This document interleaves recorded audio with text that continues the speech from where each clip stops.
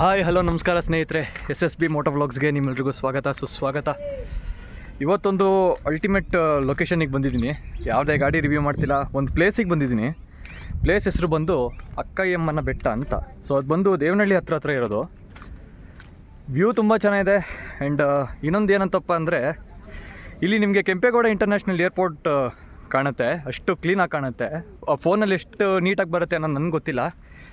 For the first time ಈ ಬೆಟ್ಟಕ್ಕೆ ಬಂದಿರೋದು.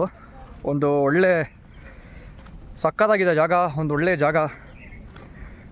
ಸೊ ಫಸ್ಟು ನಿಮಗೆ ಒಂದು ರೌಂಡ್ ವ್ಯೂ ತೋರಿಸ್ಬಿಡ್ತೀನಿ. ಸೊ ವ್ಯೂ ನೋಡ್ಕೊಂಡು ಹೋಗಿ. ಸೊ ಇದೇ ವ್ಯೂ.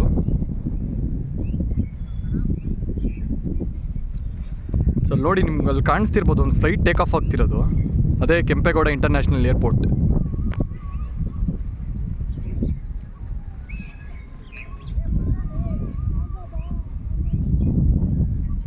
ನೋಡಿ, ಏರ್ಪೋರ್ಟ್ ಬಂದು ಇದರಲ್ಲಿ ಎಷ್ಟು ನೀಟಾಗಿ ಕಾಣುತ್ತೋ ನನಗೆ ಗೊತ್ತಿಲ್ಲ.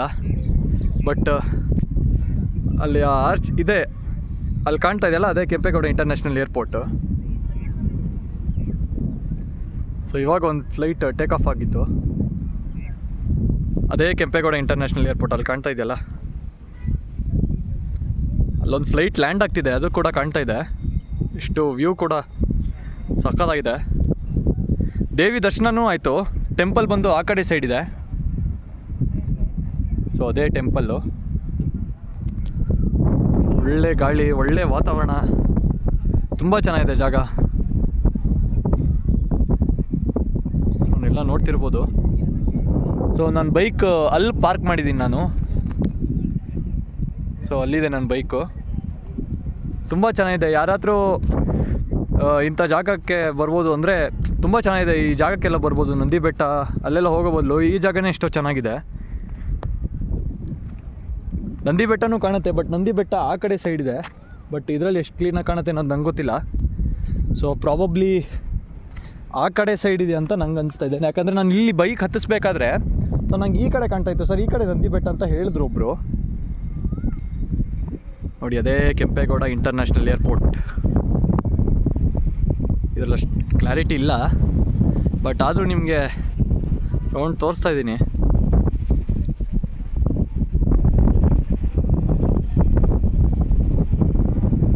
ಜಾಗ ಎಷ್ಟು ಚೆನ್ನಾಗಿದೆ ಅಂದರೆ, ತಣ್ಣಗೆ ಗಾಳಿ ಬೇರೆ ಬೀಸ್ತಾ ಇದೆ. ನಾನು ಮಳೆ ಬರುತ್ತೆ ಅಂದ್ಕೊಂಡೆ, ಬಟ್ ಏನು ಹಂಗೇನಿಲ್ಲ, ಆರಾಮಾಗೇ ಬಂದೆ.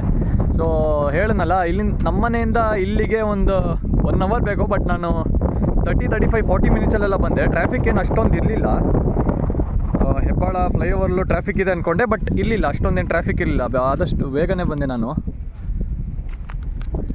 ವ್ಯೂ ಮಾತ್ರ ಎಷ್ಟು ಚೆನ್ನಾಗಿದೆ ಅಂದರೆ, oh my god. For the first time ನಾನು ನಂದಿ ಬೆಟ್ಟಕ್ಕೆ ಹೋಗ್ಬೇಕಾದ್ರೂ ಇಷ್ಟೊಂದು ಎಂಜಾಯ್ ಮಾಡ್ತಿರ್ಲಿಲ್ಲ. ಆದರೆ ಈ ಬೆಟ್ಟ ಅಂತ ಹೇಳಿದ ತಕ್ಷಣ, ನಾನು ರೀಲ್ಸಲ್ಲಿ ನೋಡಿದ್ದು, ನನಗೂ ಈ ಬೆಟ್ಟದ ಬಗ್ಗೆ ಐಡಿಯಾನೇ ಇರಲಿಲ್ಲ.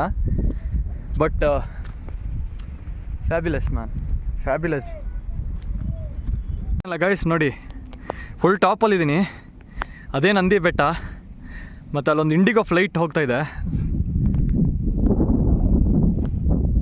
ಅಲ್ಲಿಂದನೇ ಟೇಕ್ ಆಫ್ ಆಗಿರೋದು.